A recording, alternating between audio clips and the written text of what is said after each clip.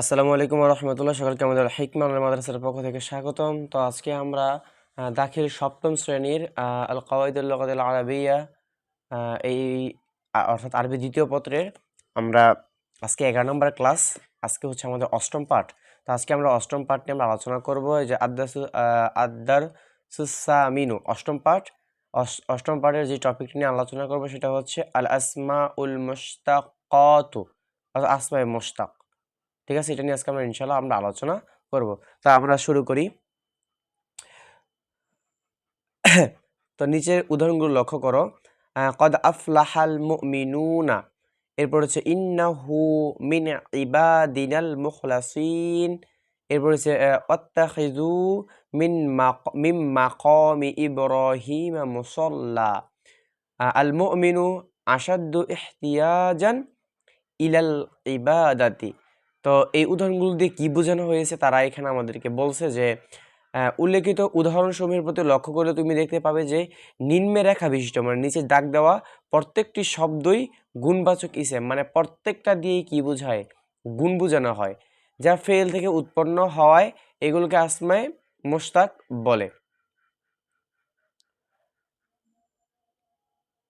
যেমন এই যে মুমিনুন, এই যে মুমিনুন, মুমিনগণ সফলকাম হয়ে গিয়েছে।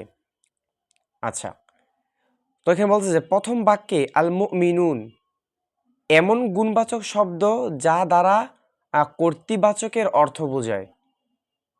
হ্যাঁ, অর্থাৎ যারা কি করে আপনার মুমিনুন মুমিন, যারা ঈমান আনার পরে আপনার কি মুমিন হয়। ঠিক আছে, যারা ঈমান যারা আনয়ন করে তাদেরকে বলা হয় মুমিনুন, মুমিন। দ্বিতীয় বাক্যে আল মুখলাসিন এমন গুণবাচক বোঝায় যা কর্মবাচ্যের অর্থ বোঝায়। তৃতীয় বাক্যে মুসল্লা শব্দ দ্বারা ক্রিয়া সম্পাদনের স্থান বোঝায়, মুসল্লা মানে যেখানে সালাত আদায় করা হয়। আর চতুর্থ বাক্যে আসাদ্দা, এই যে এই আসাদ্দু শব্দ দ্বারা তুলনামূলকভাবে আধিক্যের অর্থ বোঝায়।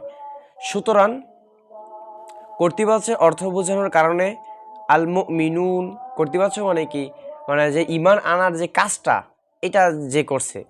তো এবং শব্দটি হচ্ছে ইসমে ফাইল, আল মুমিনুন শব্দটি ইসমে ফাইল।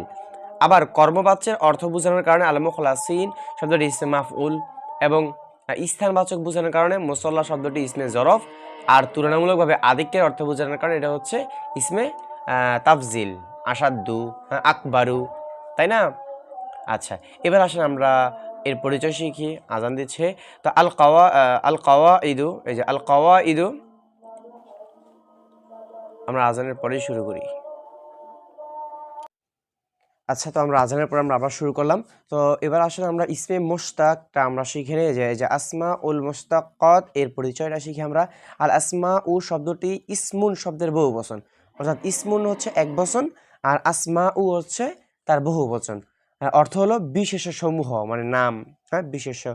আর আর মুশতাক্কাতু শব্দটি আল মুশতাক্কাতুন শব্দের বহু বচন। এটা হচ্ছে এক বচন, এটা হচ্ছে বহু বচন। এর অর্থ হচ্ছে উৎপন্ন সমূহ। সুতরাং আসমা উল মুশতাক্কাতু এর অর্থ হলো উৎপন্ন ইসেম সমূহ। আচ্ছা, যে ইসেমগুলো কি হয়, উৎপন্ন হয়, তৈরি হয়, সৃষ্টি হয়। আচ্ছা, এবার দেখেন পরিভাষায়, আমরা আবিধানিক শিখলাম। এবার দেখেন পরিভাষায় আল আসমা উল মুশতাক্কাতু ওই ইসমে মুআরাব কে বলে। ইসমে মুআরাব তো আপনারা বুঝেনি, তাই না? যে ইসেমগুলোর শুরুতে আপনার বিভিন্ন ধরনের আমেল আসার কারণে তার শেষ অক্ষরে পরিবর্তন হয়, তাকে বলা হয় ইসমে মুআরাব। হ্যাঁ, আচ্ছা, তো যা ফেল হতে উৎপন্ন হয়, এমন ইসমে মুআরাব যা ফেল হতে উৎপন্ন হয় এবং যার মধ্যে মা আনাল মাজদারি বহাল থাকে। অর্থাৎ মা আনাল মাজদারি মানে মাসদারের অর্থটা বহাল থাকে। যেমন মনে করেন আর নাসরু সাহায্য করা, যখন আপনি আর নাসরু থেকে তৈরি করবেন না সিরুন ইসে ফাইল তৈরি করবেন যে সাহায্যকারী। তো এই যে সাহায্যকারী, সাহায্য, এগুলো কি একটা অর্থ বুঝাইতেছে না এখানে? মানে আর নাসরু মানে সাহায্য, ঠিক আছে, আর নাসিরুন মানে সাহায্যকারী।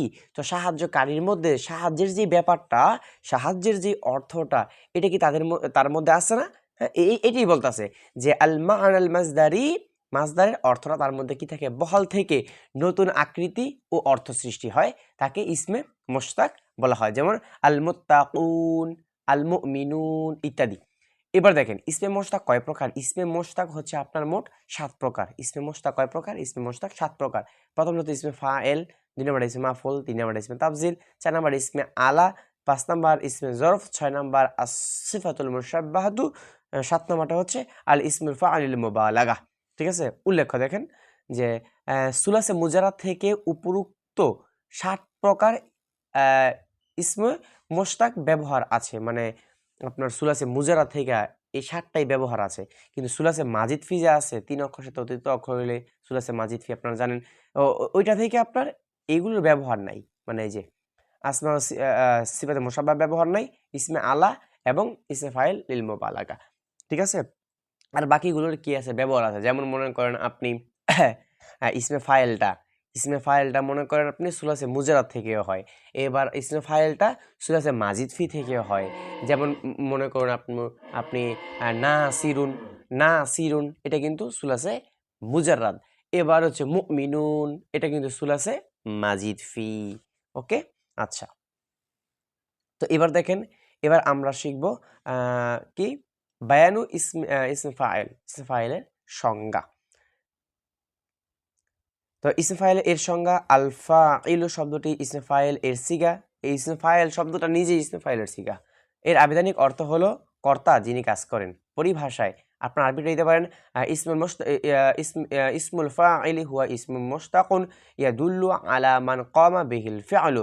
অর্থাৎ যে ইসমে ফাইল এমন ইসমে মুশতাক বলছে, অর্থাৎ ইসমে ফাইল এমন ইসমে মুশতাককে বলে যা এমন সত্তাকে নির্দেশ করে যিনি কাজ সম্পাদন করেছেন। অর্থাৎ যে কাজ করে তাকেই তো ইসমে ফাইল বলে, আপনি সঠিকভাবে বলতে পারেন। যেমন সাদিকুন সত্যবাদী, সাদিকুন মানে সত্যবাদী। ওকে, এরপর দেখেন তারপর আছে নাসিরুন দিতে পারেন, দরিবুন দিতে পারেন, সামিউন দিতে পারেন, ফাতিহুন দিতে পারেন। ওকে, ইসমে ফাইল এর গঠন বলেন। ইসমে ফাইলটা আপনি কিভাবে তৈরি করবেন? ইসমে ফাইলটাকে 2 ভাবে তৈরি করা হয়। ইসমে ফাইলটাকে কিভাবে তৈরি করা হয়? ইসমে ফাইলটাকে 2 ভাবে তৈরি করা হয়। একটা দেখেন সুলাসে মুজারাদ। সুলাসে মুজারাদ মানে কি? সুলাসে মানে 3, মুজারাদ মানে হচ্ছে অতিরিক্ত না হওয়া। ঠিক আছে? তার মানে 3 অক্ষর বিশিষ্ট। 3 অক্ষর অতিরিক্ত হবে না। সুলাসে মানে 3 আর মুজারাদ মানে হচ্ছে অতিরিক্ত না হওয়া। মানে 3 অক্ষরের অতিরিক্ত না হওয়া, 3 অক্ষর বিশিষ্ট। হ্যাঁ? তো 3 অক্ষর বিশিষ্ট ফেইলে মুজারে থেকে ফাইলুন ওজনে ইসমে ফাইল গঠিত হবে। যেমন দেখেন ইয়ানসুরু এটা ফেইলে মুজারে। তো ফেইলে মুজারে থেকে আপনি নাসিরুন কিভাবে? আপনি আলামতে মুজারা বাদ দিবেন।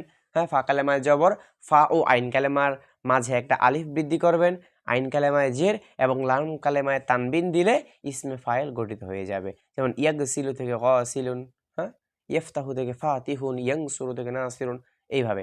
এবার দ্বিতীয় গঠনটা দেখেন। দ্বিতীয় গঠনটা হচ্ছে সুলাসে মুজারাদ ব্যতীত অন্য সকল বাব থেকে ইসমে ফাইল গঠন করতে হলে, মানে 3 অক্ষরের অতিরিক্ত অক্ষর হলে, 4 অক্ষর 5 অক্ষর হইলে তা কিভাবে তৈরি করবেন? তো বলতেছে যে ফেইলে মুজারে মারুফ এর সিগা থেকে আলামতে মুজারেকে বিলুপ্ত করে সেই স্থানে পেশ বিশিষ্ট একটা মিম আনতে হবে। হ্যাঁ, এবং শেষ অক্ষরের পূর্বের অক্ষরে জের না থাকলে জের দিতে হবে। যেমন আপনি যদি এখানে একটু লক্ষ্য করেন তাহলে আপনি দেখবেন যে ইউদুখিলু এটা হচ্ছে আপনার ফেলে কি মুজারের সিগা। আদখালা ভাবে ইফাল থেকে আনা হয়েছে। হ্যাঁ, ইউদুখিলু থেকে মুদখিলুন কিভাবে হয়েছে দেখেন তো। এই আলামতে মুজারেরটা বাদ দিয়ে সেই স্থানে পেশ বিশিষ্ট একটা মিম আনবেন। এই যে পেশ বিশিষ্ট একটা মিম, তাহলে ওই যে পেশ বিশিষ্ট একটা মিম। ঠিক আছে? হ্যাঁ, আচ্ছা, তাহলে কি ফা কালেমায় তো আগে থেকে সাকিন। এবার লাম কালেমায় কি দিবেন? জের দিবেন। আইন কালেমায় কি দিবেন? আইন কালেমায় আপনার কি থাকবে? জের থাকবে। হ্যাঁ, এবং লাম কালেমায় পেশ দিতে হবে। আইন কালেমায় জের মানে পূর্বে লাস্টের অক্ষরে আগের অক্ষরে জের দিবেন। তাহলে এখানে লাস্টের অক্ষর আগের অক্ষর কি? খটা। হ্যাঁ, খ। তাহলে এই খয়ের মধ্যে কি দিব? জের দিব। এবং লাম কালেমায় কি থাকবে? লাম কালেমায় পেশ থাকবে। হ্যাঁ, লাম কালেমায় আগের অবস্থায় থাকবে। তাহলে আমাদের কি হয়ে যাবে? ইসমে ফাইলটা আমাদের গঠিত হয়ে যাবে। ঠিক আছে? আচ্ছা, তাহলে এই হলো আমাদের ইসমে ফাইলের রূপান্তরটা। আপনারা দেখেন আল ইজতিনাবু থেকে মুজতানিবু, তানিবুন, হ্যাঁ, মুস্তাংসিরুন, আল ইস্তিংসর থেকে মুস্তাংসিরুন, হ্যাঁ, আল ইং ফিতরু থেকে মুংফাতিরুন, মুকরিমুন, এই যে প্রত্যেকটা বাপ থেকে আপনার এখানে কি দিছে, হ্যাঁ, তারা শব্দ দিয়ে দিছে। তো আপনারা পড়বেন। মুজাক্কার মুয়ান্নাস দেওয়া 6টা সিগা এখানে দেখেন, এই যে 3টা মুজাক্কার, পরের 3টা মুয়ান্নাস, হ্যাঁ, এই যে মুজাক্কার পরে মুয়ান্নাস, এগুলো আপনারা পড়বেন। তো ইনশাআল্লাহ পরবর্তী ক্লাসে আমরা ইসে মাফুল নিয়ে আমরা ইনশাআল্লাহ আলোচনা করব। সেই পর্যন্ত সকলে সুস্থ থাকবেন, ভালো থাকবেন। আসসালামু আলাইকুম ওয়া রাহমাতুল্লাহি ওয়া বারাকাতুহু।